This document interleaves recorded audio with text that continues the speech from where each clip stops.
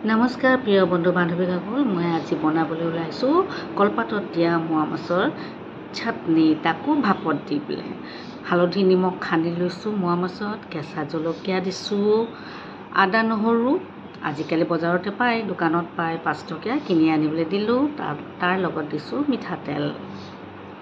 তাৰপিছত মই এইটো ৰেপ কৰি দিম কলপাতখন আৰু গুলি সূতা লৈ বান্ধি দিম।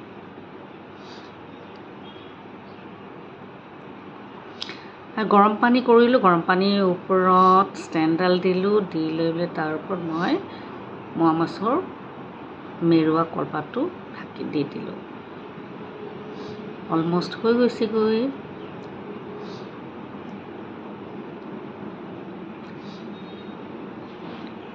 এতিয়া নমাই দিলোঁ, নমাই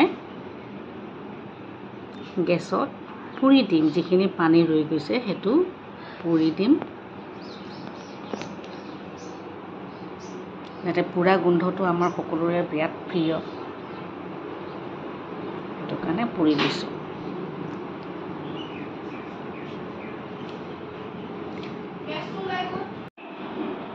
এতিয়া মই গেছ অন কৰিছোঁ, তাতে শুকান জলকীয়া ৰঙালাও গুটি ফ্ৰাই কৰি দিম। তেল নাই দিয়া,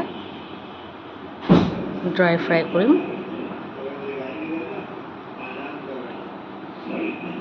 হৈ গ'ল। এতিয়া মই খুন্দনাত এইখিনি খুন্দিম।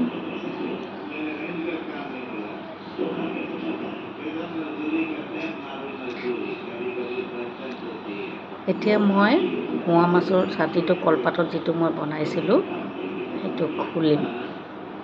খুলি যিখিনি মই খুন্দনাত খুন্দিছিলোঁ শুকান জলকীয়া আৰু ৰঙালাওৰ গুটিটো সেইটো মই মিলাই দিম, যাতে আৰু মিঠা টেষ্টটো হয়। জ্বলা মিঠা কেনেকুৱা লাগিছে ক'ব। আৰু ৰ'ব, মই সজাম এতিয়া।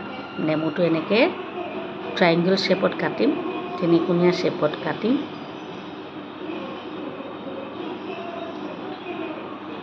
তাৰপিছত ছাইডত নেমু পাত দুটা এনেকৈ সজাই দিম। ছাৰ্ভ কৰাৰ আগতে কেনেকৈ পালে জনাব।